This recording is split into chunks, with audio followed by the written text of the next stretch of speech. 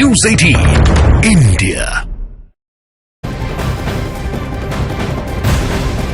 और चलिए बात बिहार की राजनीति की करते हैं। ब्रेकिंग न्यूज ये है कि बिहार में सियासी हलचल थमने का नाम ही नहीं ले रही है। दिल्ली से लेकर पटना तक लगातार बैठकों का दौर एक के बाद एक जारी है। इन सब के बीच आज बिहार में दो अहम बैठक होने वाली है, जिस पर सभी की निगाहें टिकी हैं। विधानसभा की सीटों के आधार पर आज दो बड़ी पार्टी आरजेडी और बीजेपी के विधायक दल की बैठक होने वाली है।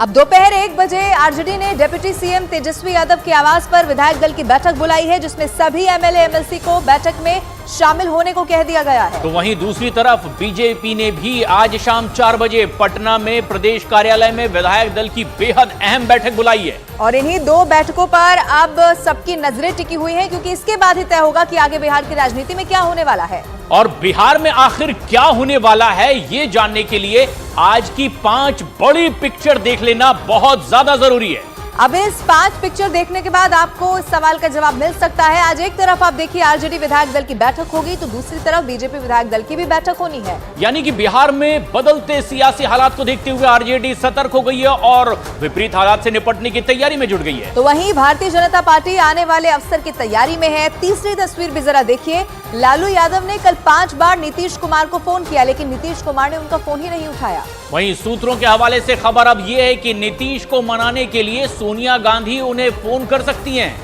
अब क्या नीतीश कुमार सोनिया गांधी का फोन उठाएंगे या लालू की तरह उन्हें भी नजरअंदाज कर देंगे, ये देखना बड़ा दिलचस्प होगा। लेकिन नीतीश को मनाने से पहले ही सोनिया गांधी को अपने विधायकों को मनाने की नौबत आ गई है, क्योंकि सूत्रों के हवाले से जो एक बड़ी खबर आ रही है, ये इस वक्त बिहार की एक बड़ी सियासी खबर है। बिहार कांग्रेस के विधायक पार्टी छोड़कर बीजेपी और जेडीयू में जा सकते हैं। अब फिलहाल बिहार की राजनीति में आगे क्या विकल्प दिखाई देते हैं, इसको भी अब जरा आपको समझा देते हैं। इसमें जो प्रमुख विकल्प हैं, उनमें सबसे बड़ा और पहला विकल्प ये कि अब की बार बिहार में एनडीए सरकार। अब दूसरा विकल्प क्या है, ये भी जरा देखिए। आरजेडी गठबंधन की सरकार यहां पर बन सकती है, ये दूसरा विकल्प माना जा रहा है। लेकिन तीसरा विकल्प ये कि विधानसभा भंग कर दी जाए और ऐसे में फिर नया सियासी गणित बनाया जाए। लेकिन इन 3 विकल्पों में अब आज की बैठकों में तय होगा कि बिहार की राजनीति किस ओर रुख करती दिखाई दे रही है।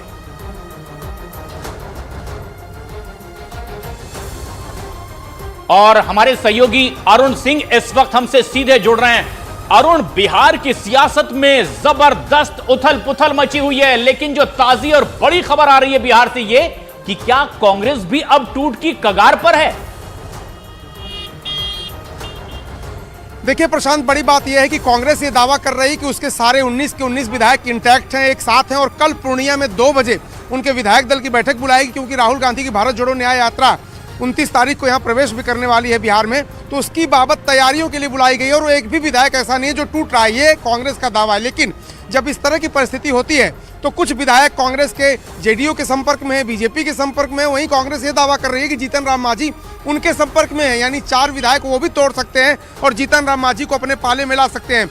आरजेडी दावा कर रहा है कि जेडीयू के विधायक 7 विधायक उनके संपर्क में है और वो उनको तोड़ सकती है। तो इस तरह से जब विधायकों की खरीद फरोख्त की बात होती है, हॉर्स ट्रेडिंग की बात होती है, इस तरह का जब अस्थिर माहौल होता है तो आरोप लगते हैं। सच्चाई कितनी है, कौन किसके कितने संपर्क में है, ये बड़ी बात है। और ये तभी तय होता है जब सदन के अंदर बहुमत परीक्षण होता है। क्या उसकी नौबत आएगी, क्या उसकी जरूरत पड़ेगी? अगर नीतीश कुमार पाला बदलते हैं और बीजेपी के साथ जाते हैं तो संभवतः इन सब की जरूरत पड़ेगी ही नहीं। अपने आप में पूर्ण बहुमत के साथ ये सरकार चल सकती है, बस नीतीश को फैसला लेना है। ठीक है अरुण, आप बने रहिएगा हमारे साथ, हम लौटेंगे आपके पास। चंद्रमोहन भी लाइव हमारे साथ जुड़ गए हैं। चंद्रमोहन, ये तो बात बाकी जो दल है उनकी हो रही है, अब खबर तो ये भी निकल कर आ रही है कि कहीं नीतीश कुमार अगर एनडीए के साथ वापसी कर रहे हैं तो एनडीए में ही तो कहीं फूट नहीं पड़ जाएगी, या वहां पर भी क्या छिटकने की कोई संभावना हो सकती है? क्योंकि चिराग पासवान का रुख अभी भी समझ में नहीं आ रहा है। बिल्कुल, देखिए सबसे बड़ी बात यह है कि कौन टूटेगा और कौन जुटेगा। ये इस बीच सबसे बड़ी बात यह है कि चिराग पासवान के एक भी विधायक विधानसभा में नहीं है, तो साफ तौर पर समझा जा सकता है कि चिराग पासवान भले ही ये कह रहे हो कि हम एनडीए में रहेंगे, एनडीए से बाहर जाएंगे, लेकिन उनका कोई विधायक नहीं है, इसलिए बहुत मायने नहीं रखता है। दूसरी बात यह है कि सबसे अहम किरदार जो जीतन राम मांझी की पार्टी है, जिनके 4 विधायक हैं, उनको कल आरजेडी की तरफ से ऑफर दिया गया था, लालू प्रसाद यादव की तरफ से ऑफर दिया गया था कि वो अपने बेटे को डिप्टी सीएम बना दें और अपनी पार्टी को लेकर हमारे साथ सरकार में आ जाए। बावजूद इसके आरजेडी को कम से कम 4 विधायकों की कमी रही, तो वो भारपाया कहां से होगा ये अब तक साफ नहीं हो रहा है। लेकिन हाँ, इतना जरूर है कि सरकार में कहीं ना कहीं लालू प्रसाद यादव का परिवार आने का जरूर प्रयास कर रहा है और इसको लेकर कल दोपहर के बाद से ही लालू यादव ने खुद कमान संभाल रखा है और लगातार विधायकों के संपर्क में है, कांग्रेस के विधायकों को फोन कर रहे हैं। तो वहीं जो इनके पार्टी के बाहर के लोग हैं, जो ये नीतीश कुमार के साथ अभी मौजूद हैं और जेडीयू के जो विधायक हैं, उनसे भी संपर्क करने की कोशिश की जा रही है। तो दोनों पार्टियां जो अभी मौजूदा आज तक जो गठबंधन में है, सरकार में नीतीश कुमार रहना चाहते हैं, तो वहीं लालू यादव के हाथ से सरकार ना निकल जाए, इसकी भी पूरी तैयारी चल रही है। अरुण चंद्रमोहन बने रहें आप हमारे साथ, लेकिन इस वक्त बिहार की सियासत से जुड़ी एक बेहद अहम और बड़ी खबर आ रही है। नीतीश कुमार किसी भी वक्त मुख्यमंत्री पद से इस्तीफा दे सकते हैं और इंडी गठबंधन का साथ छोड़कर अब वो भारतीय जनता पार्टी के साथ मिलकर बिहार में सरकार बना सकते हैं। सूत्रों के हवाले से खबर यह है कि 28 जनवरी को नीतीश कुमार मुख्यमंत्री पद की शपथ ले सकते हैं और उनके साथ 2 उप मुख्यमंत्रियों में से एक उप मुख्यमंत्री सुशील मोदी बीजेपी की तरफ से हो सकते हैं।